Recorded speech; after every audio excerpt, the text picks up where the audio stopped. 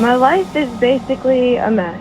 I just feel like everything is wrong. My dad died today, 6 years ago, and ever since then it seems like everything continues to go downhill. Where is God in all of this, and why doesn't he answer my prayers? To hear more, stay tuned. Hey, this is Dawson McAllister, and I just want you to know I love you big time.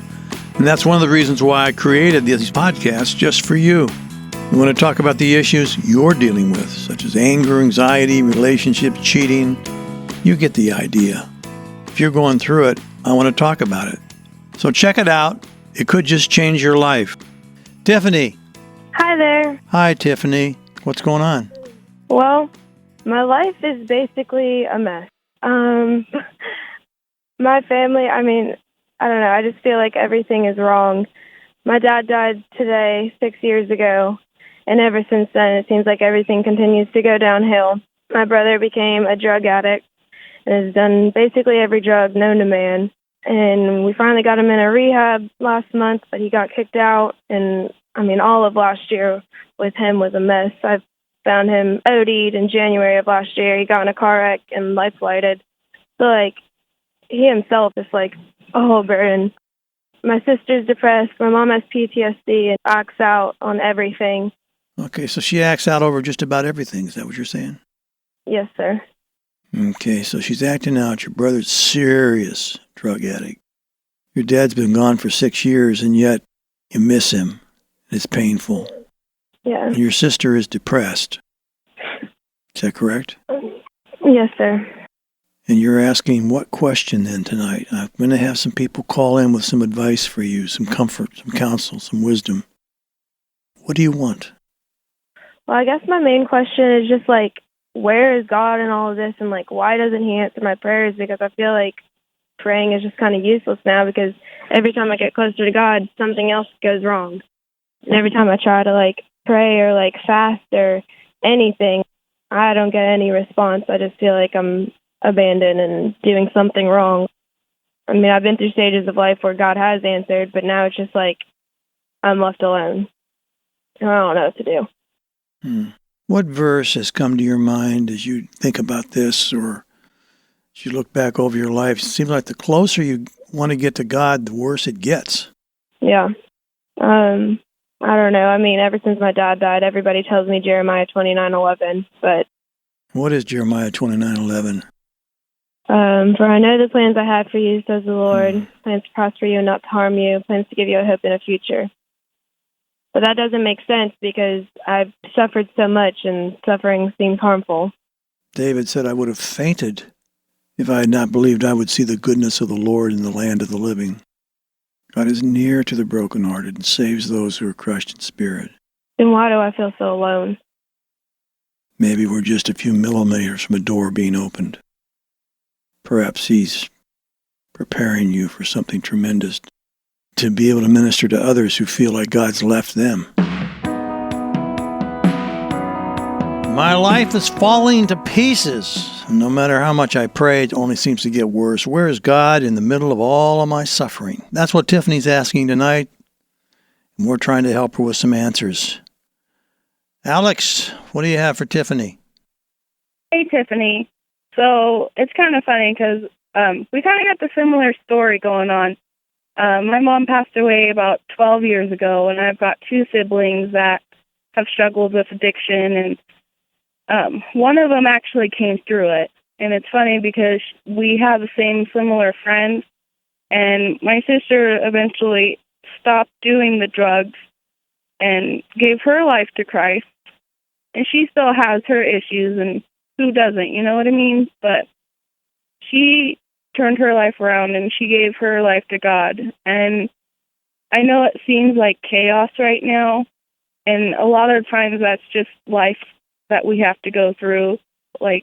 You're just building your testimony, and your testimony is going to help so many other people that you don't even know. That's what I've noticed with my life and going through everything. I've got 4 siblings, and they each have their own problems, but then God just allows me to be a light for them, not to enable them, because we can't enable them, but we can love on them and love on them like Christ loves on us. And through that, you'll see the glory that God's given you, and you'll see the benefits and the positives, like through the chaos. I know you can't see it now, but when you look back and you realize that God's carried you through the whole thing, and I just want to encourage you in that, because even though right now it seems like it's all falling apart, it's going to get better, honey, and it's hard to go through it, but that's why we lean on Christ, and that's why we just keep praying, because when we pray, He hears. And He answers in ways that sometimes we can't see, but He's there, and He's always going to be there. And there's a verse in Revelations that's talking about we overcome, like, the principalities and stuff like that, by not by us, but by the word of our testimony and by the blood of Christ. And I just want to pray that over you, because that's where you're at right now. You're building your, like, yellow brick road, so to say. So just keep your head up, hun, because it may not get easier, but it's definitely going to get better, and you're going to see the glory that God's just plowing right now. You just got to wait for it to grow. Thank you, Alex. Rose, what do you have for Tiffany? Hi, Tiffany. I want to share a little bit of my story. My mom passed away unexpectedly when she was only 45 a year, and about 6 months prior to her passing, I got custody of 2 of my sister's children. A year after my mom passed, my sister committed suicide. And then 3 years later, my brother, who was strung up in addiction, committed suicide and passed away. And so it's really hard to see a family member struggle through addiction, and you see them struggle and get better and then fall back worse and deeper and darker. And I want to encourage you to find a church family, to find that community. You're going to need that support from other believers that can lift you up in the times and allow them to be the hands and feet of God for you. Had I not had that church community, my small group, I would have not walked through this in such a positive light. It did get dark, and I did battle some depression myself through those times. But I just want to encourage you. In the Bible, it talks to and tells us that where 2 or more gathered, there I am. Get in community, pray with others, reach out for help. You are not walking through this alone. God has never meant for us to do life alone. He is meant for us to do it as a community. So reach out for those resources through your local church hopefully you're a member of a local church. And if not, there are so many warm, welcoming churches. Find one, find a small group, get plugged in.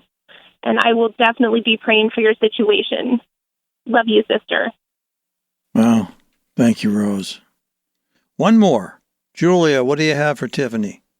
Hi there. So when I heard the story, I instantly felt the need to call in. I feel as though I have been on Tiffany's side and in a different situation as well, as the person she's dealing with struggling.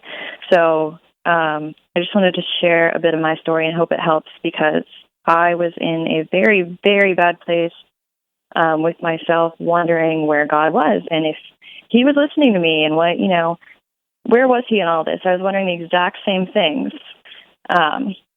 So basically, about 5 years ago, I was dating somebody. I was 19 then, and seemed great at first and everything. And I became pregnant at the age of 19, and then things just started getting worse. I started noticing first it was verbal abuse, and then it was physical abuse, and then it was just all these things one after another, and I didn't know how to get out. I didn't know who to turn to. I kept thinking, why would God let someone do this to me? Like, why am I in this situation to begin with? And now to add to it, I'm supposed to have a baby, and this is a bad environment, and I don't know what to do. So I got out of all of that, and I look back today on everything that happened, and I realized that it was preparing me for my life now. So everything that I went through, regardless of how bad it was, now I'm a mother, but I'm a better version of myself. I know what kind of treatment I deserve, and that people should treat each other with respect, and I know that God is always there. And even though at the time I didn't know what he was doing or what he was planning or if he was there, I look back now and I can see it, that it was just working and he was working on me. And I just want you to realize that it'll get so much better.